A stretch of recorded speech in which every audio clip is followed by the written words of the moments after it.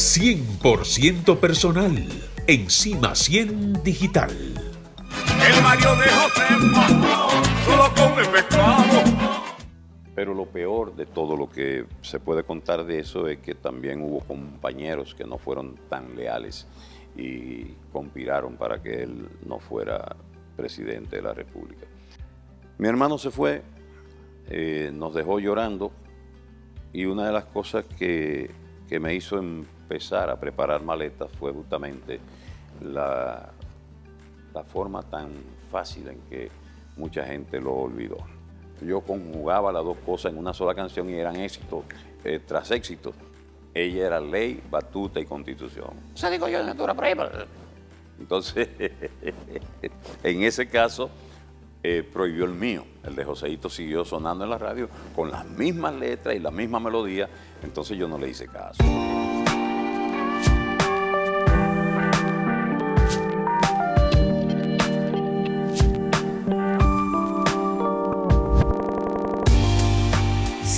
%100% personal, con un artista sin igual.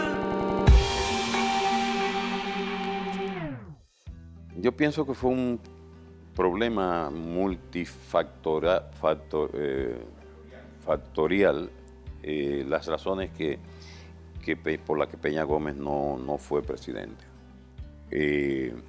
Peña empezó primero a ceder espacio y a construir presidentes en el partido, quizás esperando una ocasión más propicia para él. Y cuando esa ocasión llegó, hubo mucho veneno contra él. Pero lo peor de todo lo que se puede contar de eso es que también hubo compañeros que no fueron tan leales y conspiraron para que él no fuera presidente de la República. Pero en sentido general, el origen de sus padres estaba difuso en un momento dado, hasta que por fin esas cosas se aclararon, que eran dominicanos realmente, y que él tenía el temor de que le enrostraran una nacionalidad que él quizás no poseía para fines de quienes lo atacaban. Yo era de los que le decía: quienes te pueden atacar han declarado a Antonio Duverger como el centinela de la frontera. Y ese apellido no es criollo, ese apellido es vecino. Entonces, le hablaba de Gregorio Luperón, a quien nadie le puede cuestionar que su apellido original era Dupedó, que el propio Joaquín Balaguer tiene ascendencias extranjeras, el propio Juan Bosch tenía ascendencias extranjeras, Jacobo Magluta de ambos lados era de ascendencia extranjera. Todas esas cosas yo vivía estimulándolo, pero él, hasta que no tuvo la documentación real de sus padres, guardó ese temor a lo que de todo modo se dio, que le enrostraban.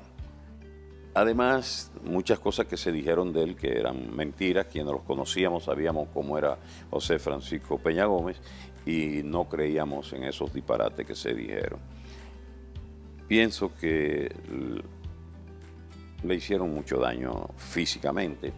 En alguna ocasión yo le pregunté: ¿tú no crees que el problema de tu enfermedad sea psicosomático? Y él me dijo: claro, con tantas diatribas, tantas mentiras y tantas cosas, tienen que explotar por algún lado.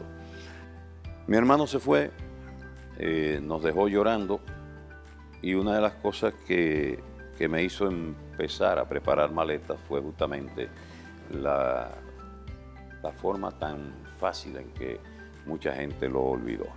Y yo llamaba la atención por eso.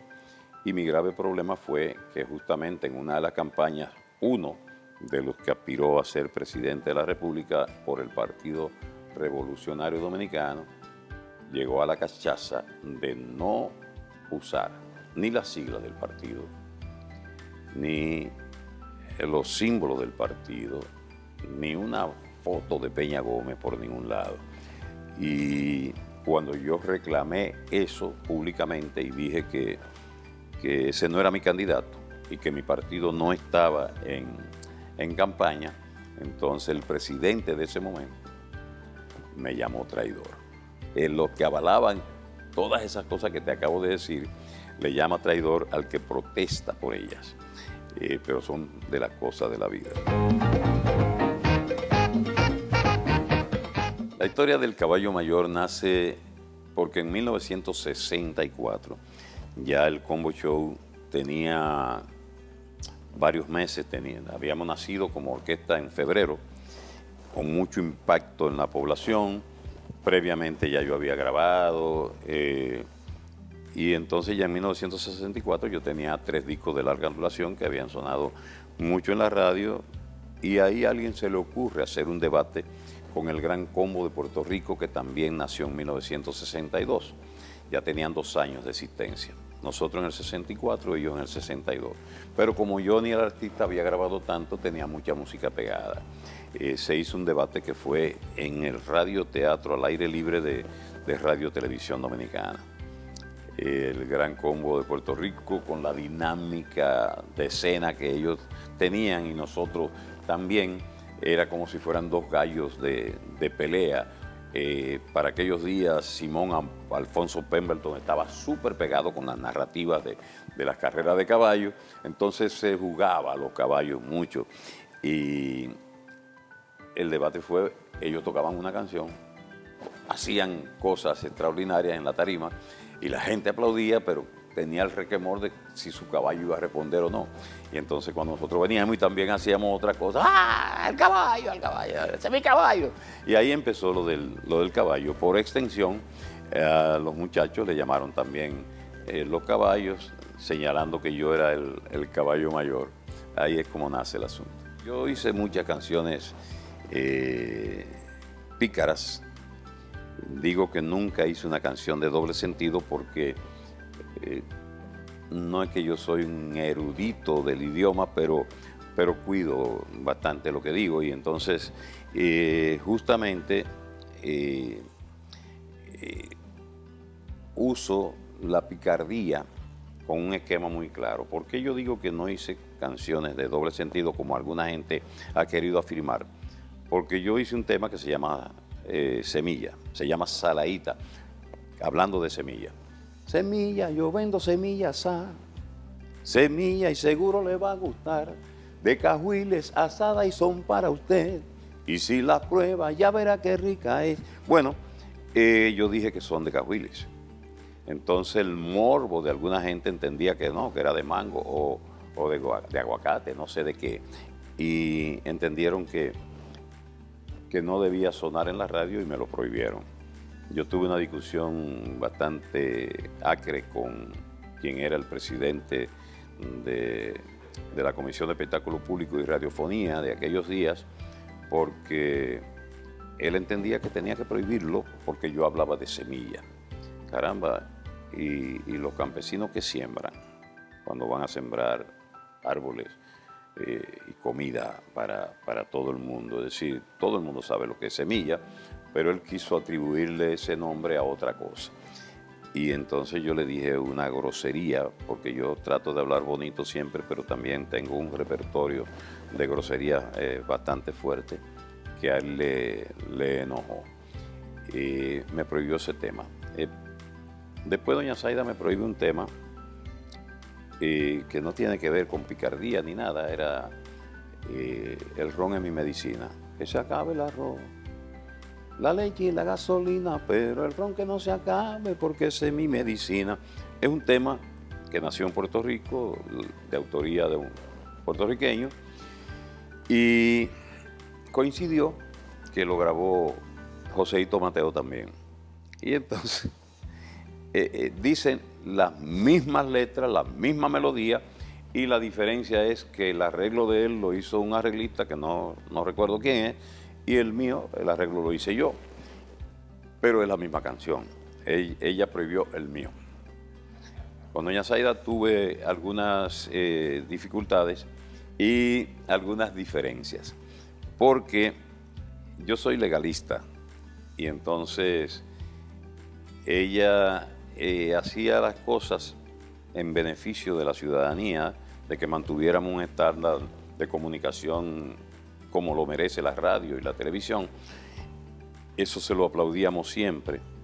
Yo, a pesar de todo, siempre la quise mucho y yo creo que en el fondo ella también me quiso mucho a mí también. Pero, ¿qué pasaba? El reglamento 824 que rige al espectáculo público y radiofonía decía directamente y taxativamente cómo se tomaban las medidas. Y lo primero que decía que la comisión, es decir, no el presidente o la presidente, sino la comisión, se reúne, delibera, debate y se toman las decisiones. Ella era ley, batuta y constitución. O sea, digo yo, entonces, en ese caso, prohibió el mío. El de Joseito siguió sonando en la radio con las mismas letras y la misma melodía. Entonces yo no le hice caso. Yo lo seguí tocando en todos los lugares, en televisión y en los bailes, en todas las cosas, porque lo entendí que era discriminatorio. Nos sentamos a hablar un día y yo le analicé todas esas cosas. Sí, lo que pasa es que tú no me respetas. Y digo, sí, yo la respeto mucho, doña Zaida, más de lo que usted cree. Entonces, a ella no le gustaba que hablaran de bebida en las canciones navideñas. Y yo siempre he dicho que en la Navidad la gente toma por dos razones. O porque ha tenido un año muy bueno, celebrable, o porque ha tenido un año muy triste. Y fíjate que confluyen en las Navidades la alegría y la tristeza. Por eso yo siempre quise hacer canciones que algunos de los músicos me dicen, ¿cómo tú logras? Sabes que las canciones en tonos menores son más melancólicas, son esas que llegan. Y entonces yo hacía los merengues, la mayoría en tonos menores, pero con mucha alegría. Yo conjugaba las dos cosas en una sola canción y eran éxitos tras éxitos. ¿Y cómo que tú logras eso? Ponerle tanta alegría a una música que en su base melódica y armónica es triste. Y yo le decía, bueno, justamente con la finalidad de conjugar lo que se da en diciembre, que es ese encuentro de las dos cosas. Tú tienes un año que se te va y lamenta que en ese año no pudiste lograr tus sueños, o perdiste a un ser querido, pasó una desgracia que te dolió, o tuviste mucho éxito y celebra. Entonces, esa confluencia de las dos corrientes me dio mucho éxito. Y nace el tema que tú mencionas de Zaida. Así se llama Ley Seca. Estábamos en Estados Unidos en una gira y los muchachos entendían que hacía mucho tiempo que no grabábamos un tema navideño. Y yo le decía, no voy a grabar tema navideño porque a doña Zaida no le gusta que se hable de bebida y yo entiendo que hay que celebrar y que la bebida, y yo en ese tiempo no bebía, yo no tomaba alcohol. Y yo empecé a tomar un traguito social después que le quitamos el ritmo de trabajo al Combo Show. Pero en ese tiempo tocábamos demasiado nosotros y yo le argumentaba eso. Justamente yendo de Nueva York a Boston, en todo el camino, ellos quisieron convencerme de que había que grabar más temas navideños. Y yo todo el tiempo le dije que no. Pero yo siempre cargaba un estuchito donde tenía un pianito de pila y tenía papeles de score para las ideas que se me ocurrieran, plasmarlas y hacer los arreglos que se me ocurrieran en ese momento. Y justamente cuando veníamos de regreso en el autobús, yo me senté en la cocina, en la parte de atrás, con mi pianito, que además tenía un audífono, que nada más lo escuchaba yo. Cuando llegamos a Nueva York, justamente en el hotel donde nosotros nos quedamos, que es el Beacon Hotel, en la segunda planta, en el área de mezanín, había un estudio de grabación. Yo le dije a los muchachos, a la 1 estamos grabando, así que descansen y vamos a grabar a la 1. Ya yo tenía el arreglo listo y cuando bajamos era ese, Ley Seca. Ya tú sabes que fue un exitazo del carajo. Y nos encontramos ya cuando sonaba en la radio y doña Zaida todavía era presidente de la Comisión de Espectáculos Públicos y Radiofonía. Y yo fui a una de las emisoras y ella viene bajando las escaleras cuando yo voy subiendo. Y ella me dice, ¿tú crees que yo soy tonta con P? Y yo le di un abrazo, le dije, la quiero mucho, ya Zaida, no se preocupe. Ella lo iba a prohibir. Maximito, su hijo, me dijo, nosotros la convencimos de que no dice Zaida Lobatón, dice Zaida, y cualquier mujer se puede llamar Zaida, así que no te metas en ese lío con Johnny. Sí, justamente cuando doña Zaida se va, todos lamentamos, y yo le pedí a un gran poeta dominicano que me hiciera una canción con lo que yo sentía en ese momento, y me hizo Corazón de Azúcar. No digo el nombre porque si tú buscas el disco donde va el nombre del autor, dice un amigo mío. Yo tengo muchas canciones que dicen así, porque también vivíamos una época en que los buenos letristas no querían que sus letras fueran al merengue, ¿entiendes? De esas cosas de la vida le agradecí mucho de todos modos y me hizo Corazón de Azúcar. Tenía la palabra como de león, pero era de azúcar su gran corazón. Era doña Zaida, viuda Lobatón, corazón de azúcar y voz de león. Adiós, doña Zaida, para siempre adiós. Que te damos la gracia. Así de... Sí, se lo hice con mucho amor, porque al fin y al cabo la gente creía que yo la irrespetaba y realmente no. Yo me basaba en la ley. Ella prohibió, por ejemplo, en una ocasión que Fernandito Villalona trabajara en televisión. Yo tenía el primer baile que se transmitió un 31 de diciembre por televisión. Fue una creación mía y era en el patio del Hotel Embajador. Y está la promoción en su buena y la prensa me pregunta, ¿pero tú lo vas a presentar? Claro que lo voy a presentar. El Estado Dominicano, y ella es parte del Estado Dominicano, tiene un compromiso con la creación de posibilidades de trabajo, no con la prohibición de trabajo. Y entonces ella le puede poner otro tipo de sanción, pero no le puede prohibir que trabaje. ¿Me explico? Y entonces, fundamentando en eso, en la Constitución de la República, yo lo presenté. ¡Ay! Todas esas cosas, pero las cuento a nivel de jocosidad porque nunca hubo animadversión contra ella, era con las medidas arbitrarias que yo entendía que ella tomaba, y siempre he dicho que yo las veía como ella lo hacía, era en pro de que nosotros mantuviéramos el pudor en las cosas que se hacen en este país. Éramos de buena y yo preparé una fiesta con vino, manzana, mucho ron y lechón. Yo pienso que el showman, el artista que descubrimos en Johnny Ventura, se tragó al compositor. Si tú revisas la discografía mía, vas a encontrar que alrededor del 80% de las composiciones que yo canto son mías o de naturaleza compartida. Alguien que puso las letras, yo puse la melodía e hice el arreglo. Ese tipo de cosas se dio mucho con Mundito Espinal, se dio con Uchi Lora, con Máximo Polanco Estrella. Ellos siempre me daban letras y yo hacía la melodía, o sea que es una autoría compartida en las que no son. Y tengo canciones de otros compositores que no tenían relación con nosotros.